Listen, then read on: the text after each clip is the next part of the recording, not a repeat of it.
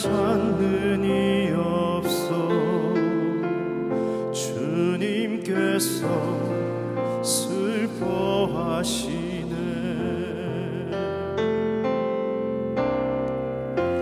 주님이 찾으시는 그 한 사람, 그 예배자,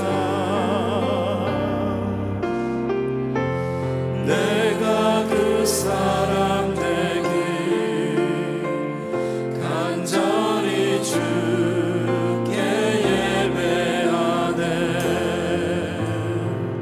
주 은혜로 이곳에 서 있네. 주 임재에 엎드려 절하네. 그 어느 것도 난 필요 없네. 주님만 경배해. 주 은혜로 이곳에 서 있네. 주 임재에 엎드려 절하네. 그 어느 것도 난 필요 없네. 주님만 경배해.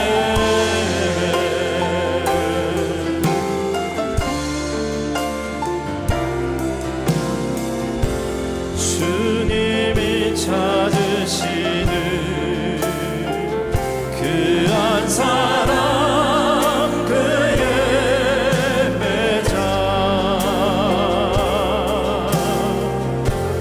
내가 그 사람 되길 간절히 주께 예배하네. 주 은혜로 이곳에 서 있네. 주 임재에 엎드려 절하네. 그 어느 것도 난 필요 없네. 주님만 경배해. 주 은혜로 이곳에 서 있네. 주 임재에 엎드려 절하네. 그 어느 것도 난 필요 없네. 주님만 경배해. 주 은혜로 이곳에 서 있네. 주 임재에 엎드려 절하네. 그 어느 것도 난 필요 없네. 주님만 경배해. 주 은혜로 이곳에 서 있네. 주 임재에 엎드려 절하네. 그 어느 것도 난 필요 없네. 주님만 경배해. 그 어느 것도 난 필요 없네. 주님만 경배해.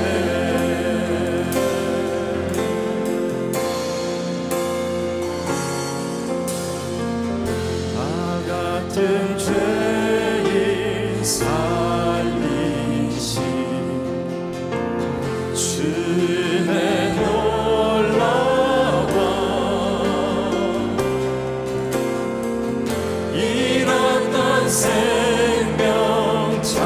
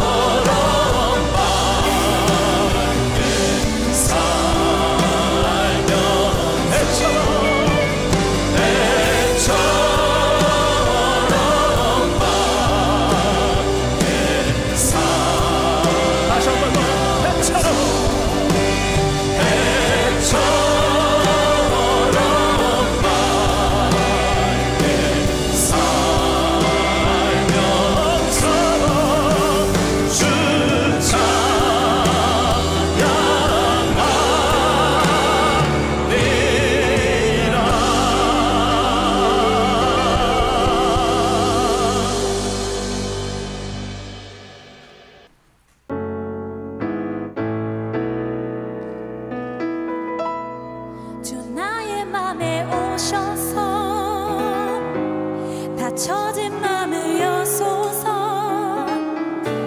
주 말씀대로 행할 때 주어지는 평화가 내 안에 있으니 지금 이곳에 오셔서 단비를 내려주소서. 주님의 능력으로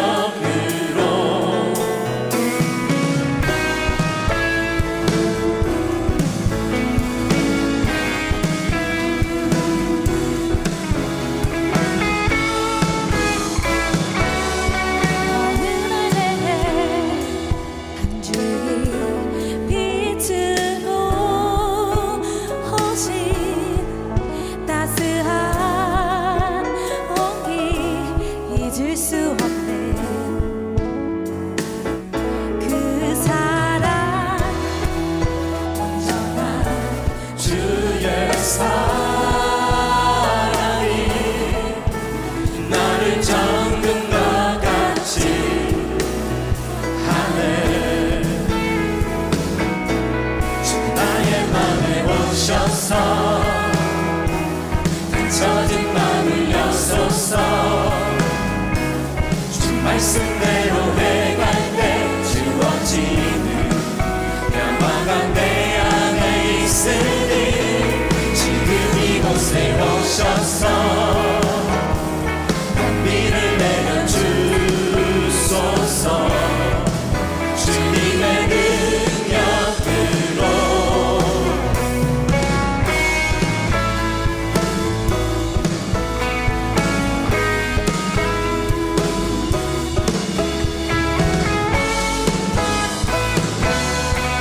어느 날 내게 한 줄기 빛으로 오신 따스한 온기 잊을 수 없는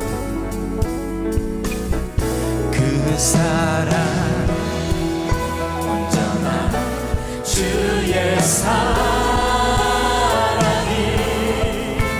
나를 정금과 같이 하네.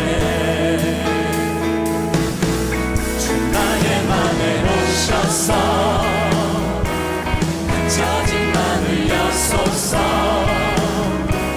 주 말씀대로 행할 때 주어지는 평화가 내 안에 있으니 지금 이곳에 오셔서 단비를 내려주소서. 주님의 능력으로 주 나의 맘에 오셔서 닫혀진 맘을 여소서. 주 말씀대로 행할 때 주어지는 평화가 내 안에 있으니 지금 이곳에 오셔서 단비를 내려주소서.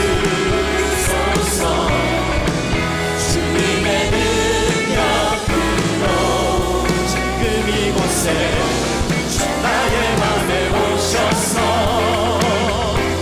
닫혀진 맘을 여소서. 주 말씀대로 행할 때 주어지는 평화가 내 안에 있으니 지금 이곳에 오셔서 단비를 내려주소서. 주님의 능력으로 주님의 능력으로 주님의 능력으로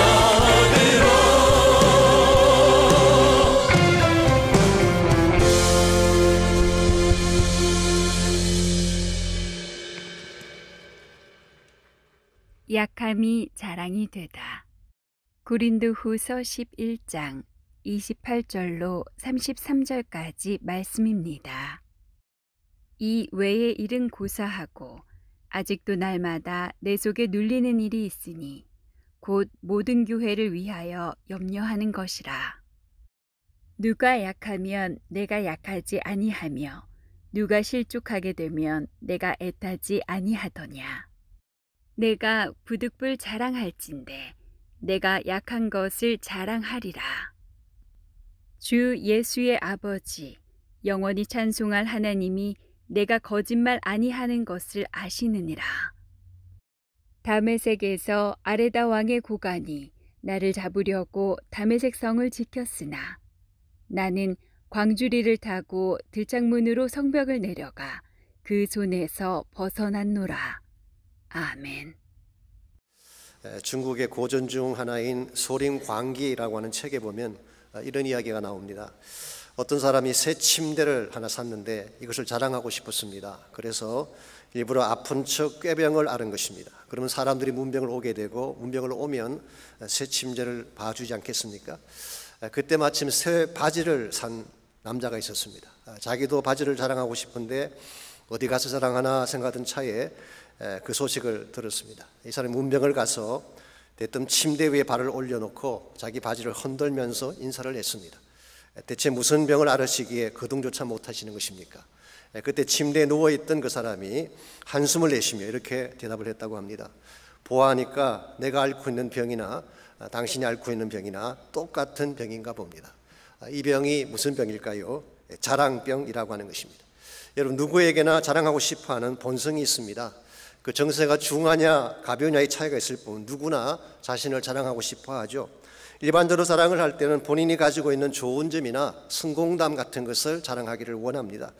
심지어는 혹 실패한 것이나 잘못된 것이 있어도 이것을 미화하려고 하는 경향을 가지고 있습니다. 그래야지 자신이 올라간다고 생각하기 때문입니다. 그래서 사람들이 쓰는 레주메나 자서전 같은 것을 보십시오. 거의 완벽할 정도로 자신을 잘 소개하고 있지 않습니까? 제가 오래전에 미 동부 지역의 한 교회 가서 집회를 인도한 적이 있는데요. 주일 아침 설교를 제가 하면서 그때 설교 제목이 잡초 인생도 꽃이 될 수 있다, 그런 제목으로 설교했던 것 같습니다. 서론 부분에서 빌 클린턴이 2004년도에 쓴 My Life라고 하는 자서전을 제가 잠깐 소개했습니다.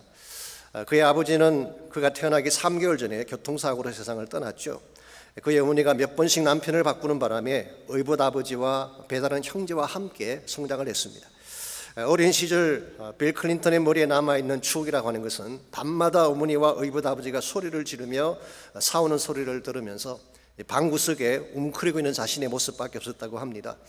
심지어 16세 되던 해에는 부모의 이혼 법정에서 의붓 아버지의 구타 사실을 증언하기까지 했다고 합니다. 웬만한 사람 같으면 이 정도 환경에서 빗나가고 탈선할 만도 한데 빌 클린턴은 그렇지 않았습니다. 오히려 열심히 공부를 했고 로즈 장학생으로 영국 옥스퍼드 대학에서 유학을 하고 예일대 법대를 졸업하고 알칸사스 주지사를 역임하고 미국의 대통령까지 역임하지 않았습니까? Pretty good life story. 제법 괜찮은 인생 이야기죠.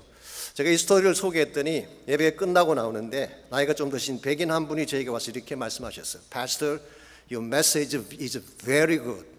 당신 말씀은 참 좋습니다. 그러면서 But Bill Clinton is not good person. 빌 클린턴은 좋은 사람이 아닙니다. 아마 제가 소개한 그 자서전의 내용이 너무 미화된 게 아닌가라고 지적한 것 같습니다. 아시는 대로 그의 인생에 어두운 면도 많이 있죠. 이 폴라 존스와의 성추행 사건도 있고 모니카 루인스키와의 스캔들 사건도 있고 위정을 했기 때문에 의회에서 탄핵까지 갔던 그런 경력을 가지고 있는, 사실 수많은 약점을 가지고 있죠. 이와 같은 약점들은 대개 자기 편에서 미화시켜서 기재를 하고 좋은 점만 부각을 시키는 것입니다. 이와 같은 것이 일반적인 사람들의 모습입니다. 자신을 드러내고 그래서 자신이 크레딧을 받아야지 자신의 삶이 좋아진다고 착각하기 때문에 자신을 나타내기 위해서 장점과 좋은 점만 이야기하는 것입니다. 자, 그렇다면 우리 크리스천들도 그렇게 살아야 될까요? 좋은 점만 이야기하고 장점만 이야기하고 또 혹시라도 나에게 잘못이 있으면 그것을 가장하든지 미화시켜서까지 나를 높이는 그런 모습으로 살아가야 될까요? 그렇지 않습니다. 오히려 반대입니다. 정말 우리가 신실한 크리스천이라면 우리 약함도 자랑할 수 있어야 돼요. 내 삶의 어두웠던 면들, 실패했던 부분들, 내 삶의 못난 부분도 당당하게 자랑할 수 있어야지 우리 안에서 일하시는 하나님을 나타낼 수 있는 것입니다. 여러분 아시겠지만 우리 연약함이 드러나면 드러날수록 뭐가 드러날까요? 하나님의 은혜가 드러나는 것입니다. 나를 높이면 높이는 만큼 나의 존재 가치는 높아질지 모르지만 하나님의 은혜가 들어갈 여백이 없는 것입니다. 그러므로 오늘 저희들이 잘난 부분들, 잘하는 부분들, 좋은 부분들만 자랑하기보다는 나 연약함도 자랑하고 부끄러운 사실도 자랑하고, 그렇게 함으로써 내 인생 가운데 일하시는 하나님이 얼마나 좋으신 하나님이신가, 그분의 은혜가 얼마나 높으신가를 선포할 수 있어야지 우리가 하나님을 위해 바르게 살아갈 수가 있는 것입니다. 이런 측면에서 세상은 지금도 그들의 강함을 자랑하고 살아가지만, 어떻게 하면 여러분과 저는 우리의 약함을 자랑함으로써 하나님을 높이며 살아갈 수 있을지 오늘 같이 봉독한 본문을 중심으로 이것을 함께 정리해 보려고 합니다. 오늘 같이 그 본문에 보시면 자신의 약함을 자랑하는 사도 바울의 모습이 기록되어 있습니다. 30절을 같이 보겠습니다. 내가 부덕불 자랑할진대 내가 약한 것을 자랑하리라 그랬어요. 바울은 자신에 대한 자랑하고 싶지 않았어요. 그래도 굳이 자랑해야 된다고 한다면 나의 약한 부분을 자랑하겠다, 그렇게 말씀하고 있습니다. 여기서 약하다는 이 단어는 약점, weakness 그렇게 번역할 수도 있고, 혹은 기력이 쇠하다, 질병을 가졌다 그렇게 번역할 수도 있습니다. 그러나 문맥을 보게 되면 단순히 질병에 걸렸다 그런 뜻이라기보다는 부끄러웠던 삶의 행적을 의미한다고 보는 것이 좋습니다. 그래서 바울은 31절에서 내가 지금 하는 이 약한 것을 자랑하는 것은 진실이다, 이 사실을 주 예수의 이름과 하나님의 이름으로 선포한 후에 32절 33절을 보시면 다메섹에서 일어났던 사건 하나를 소개합니다. 여기 말하는 다메섹 사건은 개종 초기의 사건, 아주 오래전 사건을 의미하는 것입니다. 여러분, 다메섹이라는 장소가 사도 바울과 어떤 연관이 있나요? 여러분 모두 잘 아실 것입니다. 바울의 인생을 바꾸어 놓았던 결정적 장소가 다메섹이죠. 사도행전 9장에 보시게 되면 그 당시 이름이 사울이었습니다. 사울이라고 하는 청년이 크리스찬들을 박해를 하다가 예루살렘에 있는 크리스찬만 박해하는 것으로 분이 차지 않았는지 다메섹까지 가서 다메섹에 있는 크리스찬들을 체포해 오기 위해서 대제사장에게 직접 공문서를 받아가지고 그들을 잡기 위해 가고 있는 도중이었어요. 그런데 그 도중에 예수님을 만나게 된 것이죠. 이것이 그 유명한 바울의 개종 사건, Conversion of Paul이라고 부르는 사건입니다. 그때 예수님 만났을 뿐만 아니라 아나니아라고 하는 제자의 도움으로 크리스찬 공동체에 받아들여지게 되고 그리스도의 몸의 지체가 된 후에 복음 전거를 하게 됐죠. 이런 면에서 이 다메섹이라는 장소는 사도 바울의 더러운 과거와 새로운 삶이 교차되는 지점이라고 말할 수가 있습니다. 파괴자의 삶에서 복음 전도자의 삶으로 바뀌게 된 장소를 다메섹이라고 할 수가 있습니다. 사실 바울의 과거 행적을 들추어내게 된다면 부끄러운 면이 참 많습니다. 그러나 바울은 이 사실을 결코 감추려고 하지 않습니다. 사도행전 9장에서도 한번 자기의 과거 행적을 밝힌 적이 있고 사도행전 22장에서도 자기의 과거가 얼마나 악했는가를 밝힌 적이 있습니다. 왜냐하면 그것을 밝혀야지 하나님의 은혜가 드러날 수 있기 때문에. 그래서 디모데전서 1장 13절에서 15절을 보게 되면 바울은 이와 같이 자신의 과거를 소개하고 있습니다.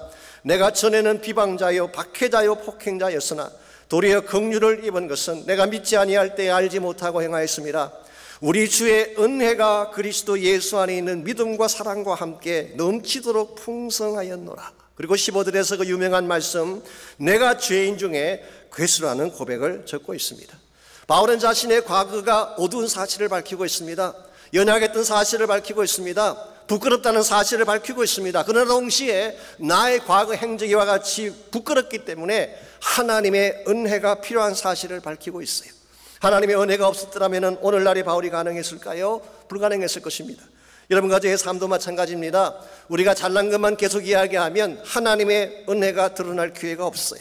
내가 얼마나 못났는지, 얼마나 누추한지, 얼마나 사악한지를 밝히는 만큼 나를 사랑하시고 구원하신 하나님의 은혜가 더 극명하게 드러나는 것입니다. 이것은 마치 그림을 그리는 사람들이 그림의 주인공을 부각시키기 위해서 이 바탕을 다크한 컬러로 칠한 것과 똑같아요. 바탕이 다크할수록 그 그려진 대상이 더 뚜렷이 드러나지 않습니까? 여러분과 제 삶도 마찬가지입니다. 우리 가운데 과거에 부끄러운 일 하지 않은 사람 어디 있겠어요? 하나님 대적하지 않고 바르게 살아온 사람 어디 있어요?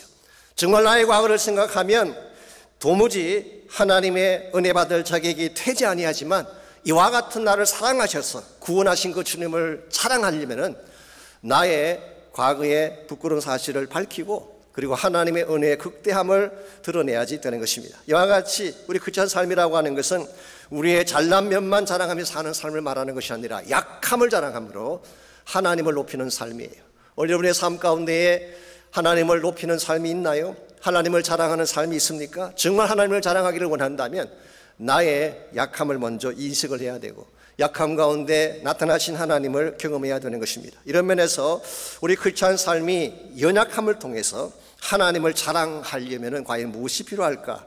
오늘 본문을 보시게 되면 이 바울의 다메섹 행적을 통해서 연약함을 통해 하나님을 자랑하는 몇 가지 비결을 정리해 볼 수가 있습니다.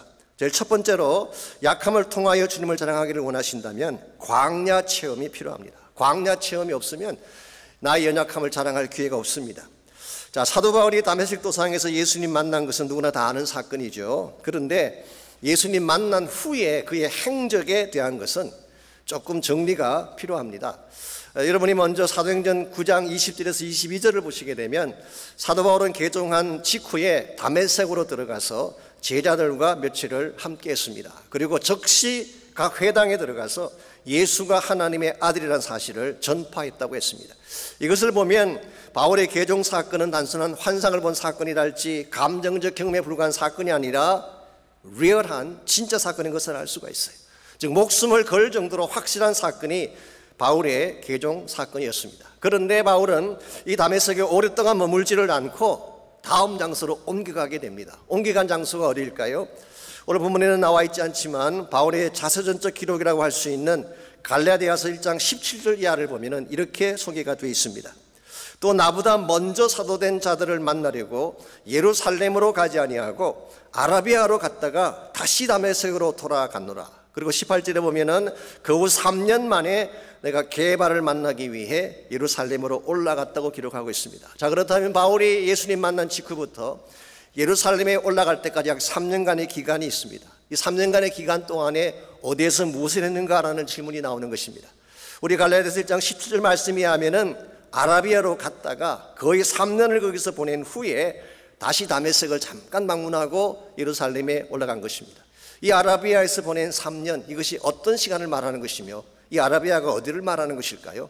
이게 말하는 아라비아는 우리가 흔히 알고 있는 사우디아라비아나 아니면 아랍의 로렌스에 나오는 넓은 아랍 지경을 의미한다기보다는 사실 이것은 그 당시 그 나바티안 왕조라고 하는 그 왕조가 다스리던 지역을 말하는 것입니다.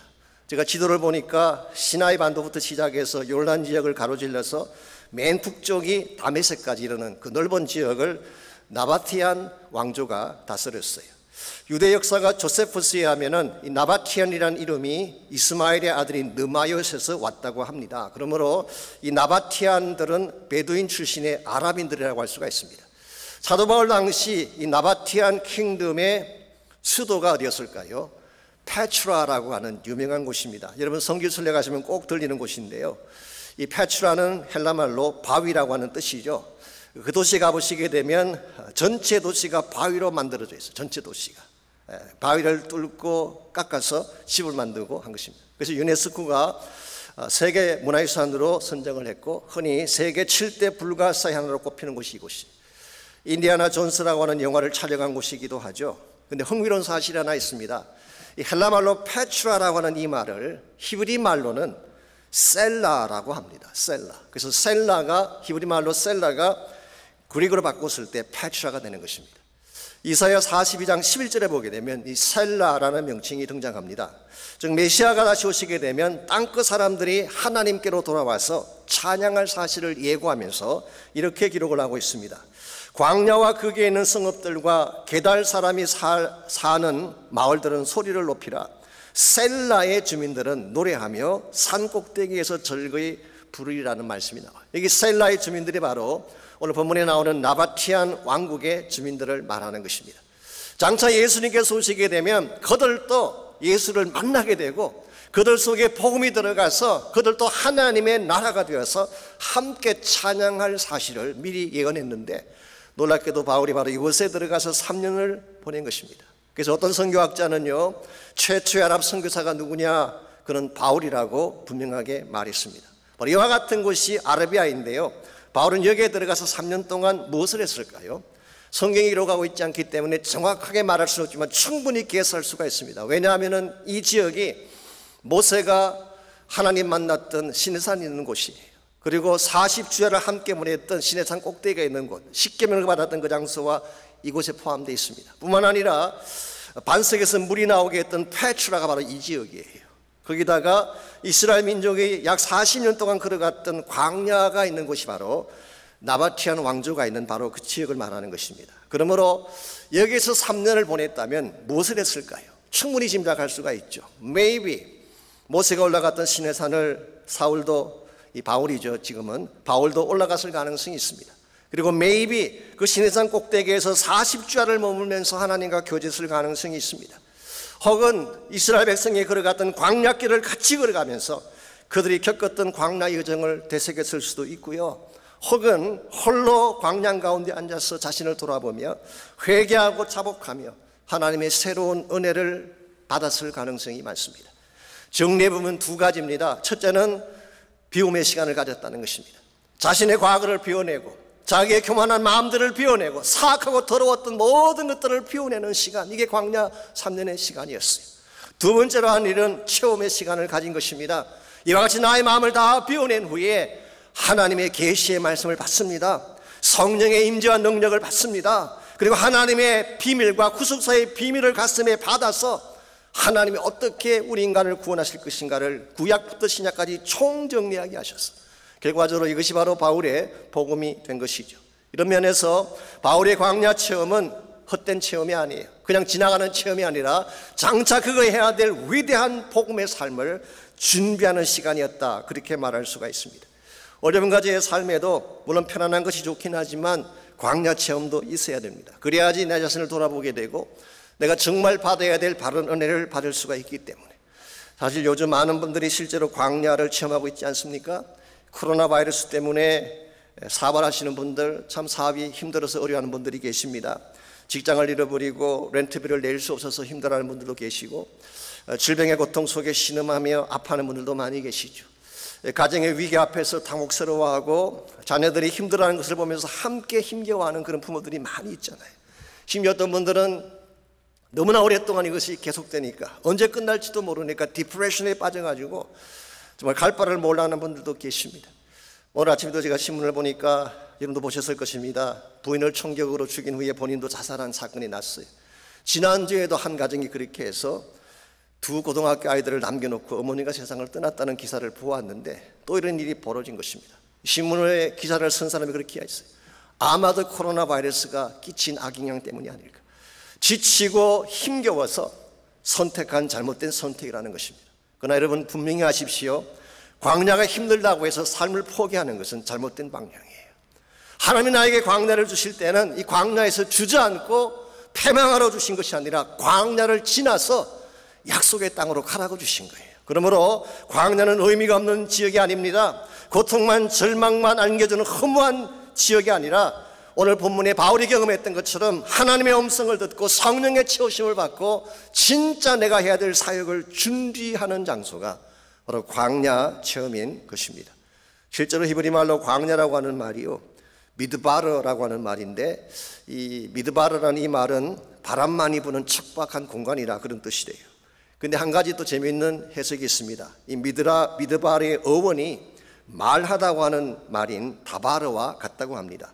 자, 그렇다면 광야는 어떤 곳일까요?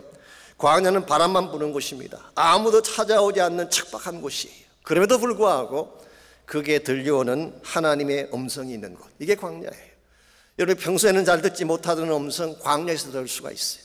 안락하고 세상에 젖어 살다 보면 하나님 말씀하셔도 듣지 못하는데 광야에 들어갔을 때 아무도 찾아오지 않는, 아무 희망도 보이지 않는 척박한 광야 한가운데 들어갔을 때 여러분 비로소 하나님의 음성을 듣게 되고 하나님 만나게 되고 새로운 사역을 준비하게 되는 것입니다. 여러분이 잘 아시는 철로 역정의 저자인 존 버년이라는 분이 영국 국교에 허락 없이 설교했다는 한 가지 이유 때문에 12년 동안 감옥 생활을 했습니다. 말도 안 되는 것이죠. 억울하고 부당한 그런 일을 당한 것입니다. 더구나 그의 부인은 질병으로 세상을 떠나고 그의 딸 메리는 시각장애자가 되었습니다.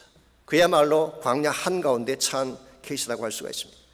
그래도 불구하고는 그 절망의 감옥 속에서 매일 하나님을 만나고 기도하고 그렇게 기도하는 중에 하늘이 열리는 것을 보게 됩니다. 그리고 그 하늘의 영광을 바라보며 적어 내려간 책이 우리가 알고 있는 불후의 명작 철로 역정이 된 것입니다. 역사상 성경담으로 많이 팔린 책이라고 하지 않습니까? 이런 면에서 광야는 허무의 시간도 아니고 의미 없는 고통의 세월이 아니라 하나님 만나고 진짜를 준비하는 시간이에요. 그러므로 여러분 가운데 혹시 광야 가운데 자문이 계신다면 광야가 여러분의 마지막 도착지가 아니에요. 과정입니다. 그 사실을 기억하고 광야 속에서도 하나님 음성을 듣고 광야 속에서도 주의 능력 붙잡아서 광야가 장차 여러분이 하나님을 간증할 수 있는 좋은 간증의 기회가 되시기를 바랍니다.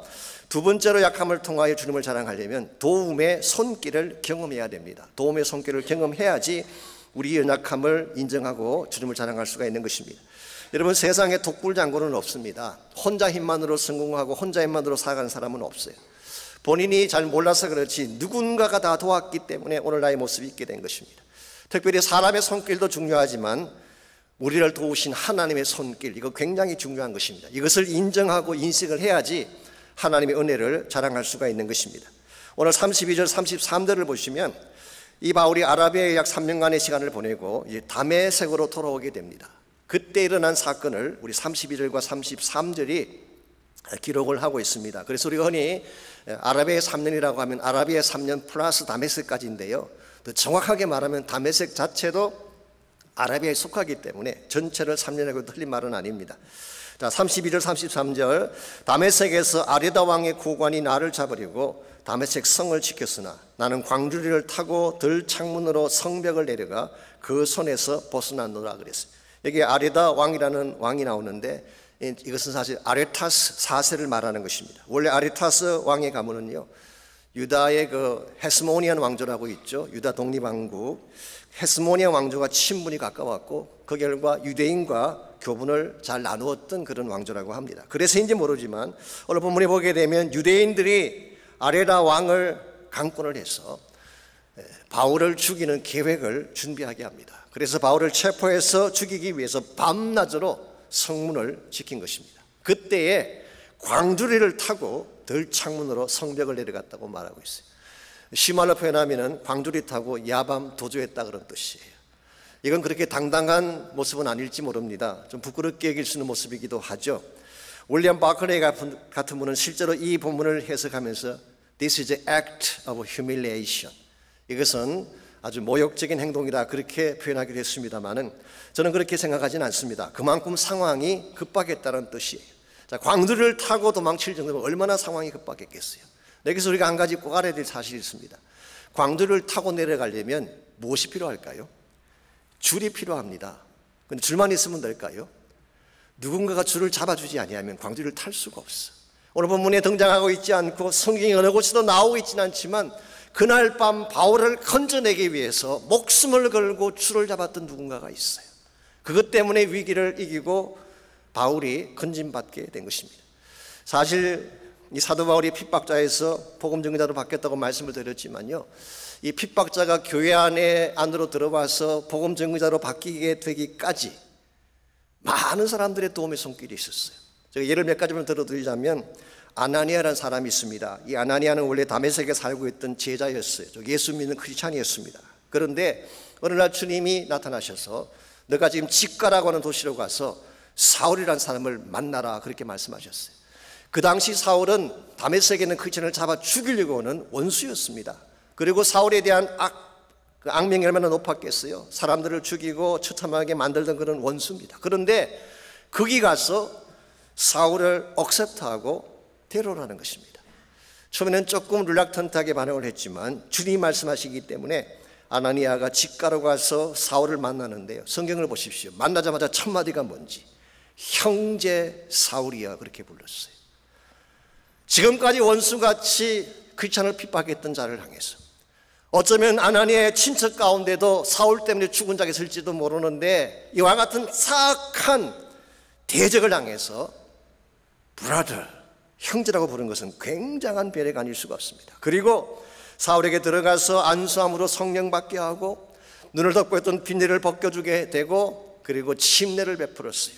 이 침례를 베풀었다는 말의 뜻이 무엇인지 아십니까? 다메섹 신앙 공동체의 일원으로 받아주었다는 뜻이에요. 굉장히 중요한 행위라는 것입니다. 그러므로 아나니아의 역할이었었더라면 그가 개종했더라도 그는 아마도 사람들 손에 죽었을 가능성이 많지 부어받지 못했을 텐데 그를 신앙 공동체로 들어오게 했던 도움자가 아나니아였어요. 뿐만 아니라 개종 직후에 사울이 예루살렘에 올라갔습니다. 그때 예루살렘에 있는 크리스찬들이 어떤 반응을 보였을까요? 다들 기피했어요. 아니 이 사람 어떻게 믿을 수 있냐? 이거 얼마 전까지 우리를 공격하던 그런 사악한 자 아니냐? 아무도 사울을 맞아주려고 하지 아니할 때 누군가가 났습니다. 그가 누구일까요? 바나바라는 사람이에요. 바나바가 이 사울을 데리고 사도들에게 가서 그가 어떻게 주를 만났는지 그가 제노인한 크리스천이라는 사실을 직접 대변해 주었어요. 이 바나바로 말미암아 이 사울이라는 청년이 예루살렘 교회에도 억셉트를 받은 것입니다. 그런데 오늘 본문에서는 다메섹에 있는 사실 이름도 알려지지 않았던 제자가 목숨을 걸고 바울을 구출해 주었어요. 그러므로 이 바울을 되게 하는 과정에는 눈에 보이진 않지만 많은 도움의 손길이 있었어요. 그러나 이 모든 도움의 손길에 궁극적인 배경에 누가 계실까요? 바로 주님이 계신 것입니다. 예수님께서 바울의 배경에 계시면서 바울을 건져내고 바울을 새롭게 만들고 바울로 하여금 사역을 다 감당할 수 있도록 모든 것을 다 준비해서 바울이 바울에게 하신 장본인이 바로 예수 그리스도였어요. 바울은 이 사실을 너무나 잘 알았어요. 그래서 고린도서 15장 10절에서 바울은 다음과 같은 고백을 남기지 않았습니까? 나의 나 된 것은 하나님의 은혜로 된 것이니 By grace of God I am what I am. 나의 나 된 것은 하나님의 은혜로 된 것이니 내게 주신 그의 은혜가 헛되지 아니하여 내가 모든 사도보다 더 많이 수고하였으나 내가 한 것이 아니요 나와 함께 하신 하나님의 은혜라고 고백을 했어요. 예수님이 나의 도움자인 사실을 고백한 것입니다. 하나님의 은혜가 나를 나되게 한 사실을 고백한 것입니다. 이와 같이 하나님이 내가 무슨 문제를 당하든지 나를 도와주시고 나를 건져내 주셔서 나로 하여금 바른 삶을 살게 한다는 이 간정이 여러분에게 뚜렷해야지 하나님을 자랑하고 예수님을 드러낼 수가 있는 것입니다. 언젠가 말씀드린 적이 있습니다만 성경에 기록된 모든 기적은 다 위기로부터 시작됐다고 했잖아요. 홍해가 갈라진 사건은 어떻게 일어났나요? 홍해라는 장벽이 이스라엘을 막지 않았더라면 일어날 수 없는 사건이에요. 여리고성이 무너지게 된 것 왜 일어났나요? 여리고성이 이스라엘 백성의 진군을 가로막았기 때문에 무너진 것입니다. 오병의 기적도 마찬가지, 골리앗이 거꾸로진 사건도 마찬가지, 심지어 죽은이 나흘 된 나사로가 살아난 사건도 마찬가지. 죽지 않았더라면 살아나는 기적이 있을 수가 없지. 국가적 위기가 없었더라면 어떻게 골리앗이 죽는 기적이 나타났겠어요? 배고픔의 위기가 없었더라면 어떻게 오병이의 사건이 벌어졌겠어요? 오늘 여러분 가정의 삶 가운데 위기가 있다는 것은요, 사실 하나님의 기적이 있다는 말과 똑같습니다. 그래서 정말 건강한 그리스도인은 위기가 왔을 때 두려워하기보다는 오히려 이번에는 하나님이 어떤 기적을 보여주실까 기대하는 것입니다. 이게 믿음이에요. 나에게 분명히 어려운 난관은 왔는데 아무도 도울 자가 보이지 아니하는데 그러할지라도 이번에는 하나님이 누구를 통해서 나를 건져내실까 하나님의 손길을 신뢰하고 믿는 것, 이게 바로 여러분을 강한 그리스도인이 되게 만들고 하나님을 자랑하게 만드는 것입니다. 미국의 사업가 중에 스탠리 템이라는 분이 계세요. 아마 여러분 옛날에 많이 들으셨을 거예요. US 플라스틱이라는 컴퍼니를 세워서 굉장히 많은 돈을 번 사업가죠. God owns my business. 하나님이 나의 사업을 소유하시다는 그런 책으로 한국 분에게도 많이 알려져 있고 미국 사회도 많이 알려진 분입니다. 이번에 실제로 자기 회사 주식의 51%를 하나님 명의로 바꿔놓았어요. 이 말도 안 되는 소리라고 변호사들이 반대했지만 끝까지 우겨가지고 자기 주식의 51%를 하나님 소유로 바꿔놓았어요. 그래서 non-profit organization이 자동적으로 가질 수 있도록 그렇게 다 만들었습니다. 그 결과 그는 1억 4천만 불의 기금을 선교비로 드렸어요. 요즘도 1억 4천만 불이 큰 돈이지만요, 지금 이게 40년, 50년 전 이야기입니다. 그 당시 1억이면 엄청난 돈입니다. 그런데 1억 4천만 불의 기금을 선교비로 드리고 400개 선교단체를 섬기고 심지어 한국에 선교비를 보내서 개척한 교회가 300개가 넘습니다. 이와 같이 하나님의 사역을 많이 감당했던 이분이 1976년 61세 되던 해에 척추암에 걸리게 됩니다. 그 당시로서는 이 병은 수술도 할 수가 없고 약물로도 고쳐지지 않는 굉장히 어려운 질병이고 거의 죽을 확률이 99%라고 합니다. 이 사실이 알려지게 되자 모든 사람들이 그의 인생은 끝났다고 생각했어요. 심지어 어떤 분은 이렇게 하나님에 대해서 회의적인 말도 했습니다. 정말 하나님을 위해 헌신한 사람인데 저렇게 죽도록 내버려 두어도 되는 것인가 라고 하나님을 원망하는 사람들도 있었어요. 그랬는데요, 몇 달 후에 스탠리 템이 툭툭 털고 일어나더니 회사로 출근하는 것입니다. 사람들이 깜짝 놀라서 물었습니다. 아니, 어떻게 당신이 나오신 것입니까? 병은 어떻게 된 것입니까? 그때 스탠리가 다음과 같이 답을 했다고 합니다. 어차피 살고 죽는 것은 주님께 달린 것입니다. 살면 좋고 또 죽으면 어떻습니까? 천국 가는데. 그래서 저는 날마다 이렇게 기도했습니다. 하나님 감사합니다. 병든 것도 감사하고 죽는 것도 감사하고 살려주시면 그것 또한 감사합니다. 주의 일 더 할 수 있으니까요. 그래서 감사만 계속 부르짖었더니 어느 사이인가 척추함이 떠나고 엎드려요. 이게 하나님이 하시는 일이에요. 우리 마음속에 바른 감사를 가지고 바른 찬양을 가지고 하나님에 대한 바른 믿음을 가지고 신뢰함으로 하나님께 나가게 되면 위기는 순식간에 사라질 수가 있는 것입니다. 그래서 이분이 이 척추암에서 고침받은 후에 얼마나 더 사셨을까요? 제가 통계 자료를 봤더니요, 지난 2015년도에 100세 잔치를 하셨어요. 그리고 아직도 돌아갔다는 이야기를 듣지 못했으니까 아마 105살까지 살고 계시는 것 같아요. 여러분, 이게 예수 믿는 맛인 줄 믿습니다. 예수님께 헌신하고 충성하는 사람이라고 해서 위기가 없는 거 아니에요. 고난이 없는 것 아닙니다. 예수 믿는 사람도 질병에 걸릴 수가 있고 사업이 망할 수도 있는 것입니다. 그 한 가지 차이가 뭡니까? 우리는 망해도 하나님이 살아계신다는 거예요. 내 사업이 어려움을 당해도 하나님은 스틸 나의 편이 되시고 나를 돕는 자가 되신다는 것입니다. 이 사실 여러분이 깊이 인식을 하고 무슨 일을 당하든지 하나님을 향해 도움의 손길을 요청하고 하나님의 능력의 손을 붙잡기만 하면 연약함 가운데서 강한 자로 일어설 수가 있게 되고 하나님 영광을 나타낼 수가 있는 것입니다. 이와 같이 우리에게 주어진 연약함이라고 하는 것은요, 사실 하나님을 드러낼 수 있는 기회예요. 그래서 연약함을 정말 하나님을 자랑하는 기회로 삼기를 소원한다면 1차적으로 광야길을 걸어가 봐야 돼요. 광야 체험이 필요해요. 두 번째는 고난 중에, 환난 중에, 위기 중에 나타나는 하나님의 도우심을 경험해야지 우리가 이 하나님을 자랑할 수가 있습니다. 마지막 세 번째로 연약함을 통해 하나님을 자랑하려면 사랑에 대한 부담감을 가져야 됩니다. 사랑의 부담감. 이 사랑의 부담감이라고 하는 것은 누구를 사랑하지 않으면 견딜 수 없는 그런 마음을 말하는 것입니다. 이게 분명해야지 하나님을 기쁘시게 할 수가 있고 하나님이 기뻐하는 열매를 맺을 수가 있습니다. 왜 그럴까요? 하나님의 본성이 사랑이기 때문에 그런 것입니다. 그래서 우리가 하나님을 자랑하는 가장 파워풀한 방법이 뭐냐고 하면 사랑을 행하는 것입니다. 오늘 본문 28절 29절을 보시면 바울에게는 이 사랑의 가슴이 분명히 있었던 것 같습니다. 제가 읽어드립니다. 이 외의 일은 고사하고 아직도 날마다 내 속에 눌리는 일이 있으니 곧 모든 교회를 위하여 염려하는 것이라.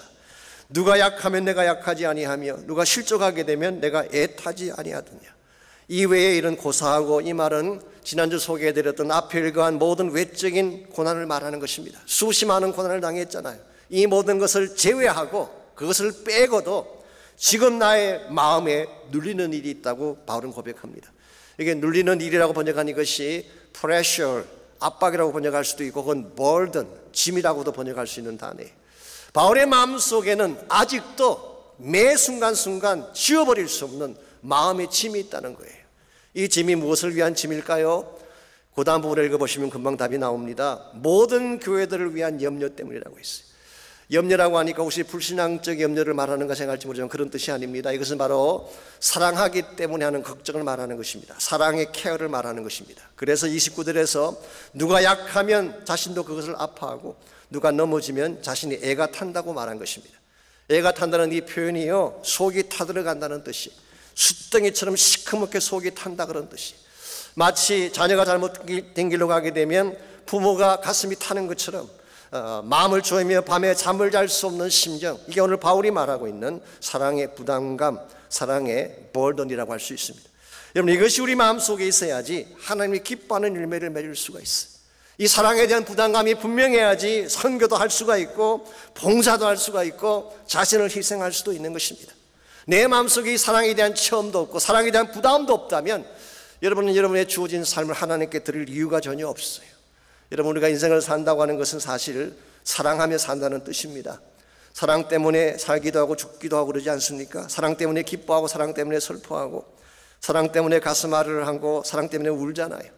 사랑 때문에 힘을 얻기도 하고 사랑 때문에 낙심하기도 하고 사랑 때문에 만나고 사랑 때문에 헤어지기도 하잖아요. 그러므로 사랑할 수 있으면 다 된 것입니다. 오늘 하나님이 우리에게 요구하시는 것이 바로 이것입니다. 우리가 수많은 일들, 수많은 사역들을 나열할 수 있지만 한마디로 요약하면 사랑하라 그 말이에요. 사랑하면 된다는 것입니다.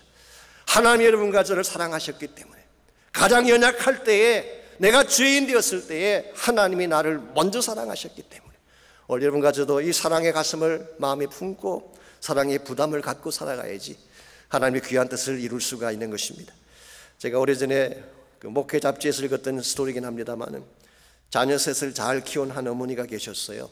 그 자녀 셋이 다 잘생기고 어디에 내놓아도 손색이 없을 정도로 훌륭하게 성장한 그런 자녀들이었습니다. 하루는 목사님이 신방을 가셔서 그 어머니에게 물었어요. 자녀들이 모두 훌륭한데 그래도 그 세 자녀 중에 누구를 가장 사랑하느냐 그렇게 물었어요. 목사님의 마음에는 당연히 그 자녀 중에 가장 잘생긴 자녀를 말하지 않을까 그렇게 기대를 했는데 어머니 이렇게 답을 했다고 합니다. 막내가 병들었을 때는 그때는 막내를 가장 사랑했습니다. 둘째가 집을 떠나 방황했을 때 그때는 둘째를 가장 사랑했고, 큰아이가 학교 성적이 떨어지고 이성 문제로 괴로워할 때는 큰아이를 가장 사랑했습니다. 무슨 말인가요? 연약할수록 더 사랑했다는 뜻이에요. 못날수록 더 사랑했다는 뜻이에요. 자기 앞가림을 하지 못하고 힘들어할수록 더 다가가서 안아주는 것이 부모의 사랑인 것처럼 오늘 여러분과 저를 향하신 하나님의 사랑도 동일합니다. 여러분, 세상은 잘난 자들, 갖춘 자들을 사랑한다고 말을 하지만 하나님은 그렇지가 않습니다. 못났기 때문에, 연약하기 때문에, 그냥 홀려 버려두게 되면 혼자 살아갈 수 없다는 사실을 아시기 때문에 우리를 향해 다가오시고 우리를 붙잡아 주셔서 우리를 다시 일어서게 만드는 것이 하나님의 사랑이에요. 이게 바로 십자가 사랑의 내용이기도 하죠. 예수님께서는 십자가를 질 이유가 전혀 없는 분이었습니다. 하늘의 영광을 마음껏 누리며 살 수 있는 하나님의 아들이었고 하나님 자신이었어요. 그런데 왜 그분이 십자가를 주셨을까요? 그분이 십자가 지심으로 우리에게 강함을 주시기 위해서, 우리를 강한 자가 되게 하기 위해서 예수님 스스로 약자가 되셨어요. 우리를 부욕케 하기 위해서 저주를 받으셨어요. 우리를 치유하시기 위해서 주님이 채찍 맞으셨어요. 우리에게 참된 영광을 안겨주기 위해 자신은 가시면류관을 쓰셨어요.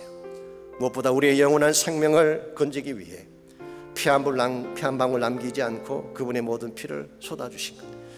이게 지금부터 2000년 전 갈보리 언덕에서 예수님께서 여러분과 저를 위해 보여주신 사랑의 내용입니다. 약할 때 강함 되시네 나의 보배가 되신 주 나의 모든 것 주 안에 있는 보물을 나는 포기할 수 없네 주 나의 모든 것. 다시 한번 고백합니다. 약할 때 강함 되시네 나의 보배가 되신 주 나의 모든 것 주 안에 있는 보물을 나는 포기할 수 없네 주 나의 모든 것.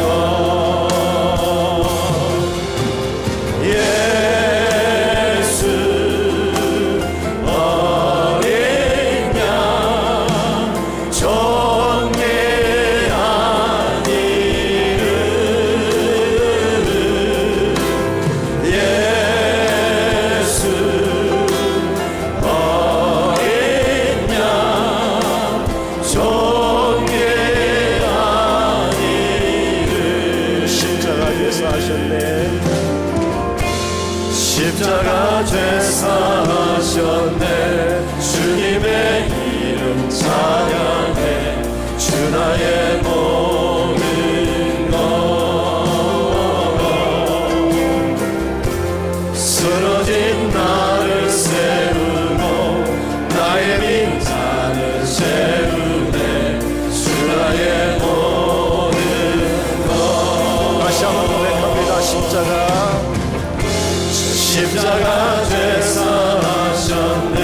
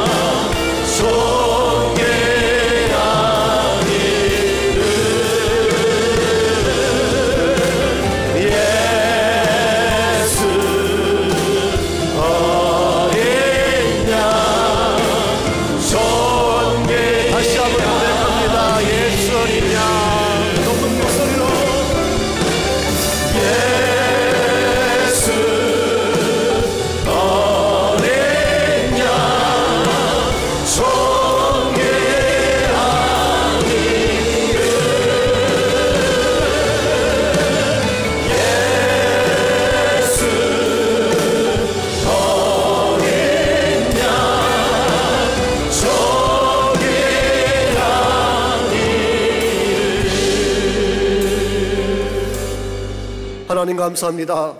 우리의 연약함과 누참에도 불구하시고 우리를 무조건적인 사랑으로 덮어주시고 하나님의 은혜로 구원해 주셔서 오늘 우리의 모습이 있게 하신 것을 감사합니다.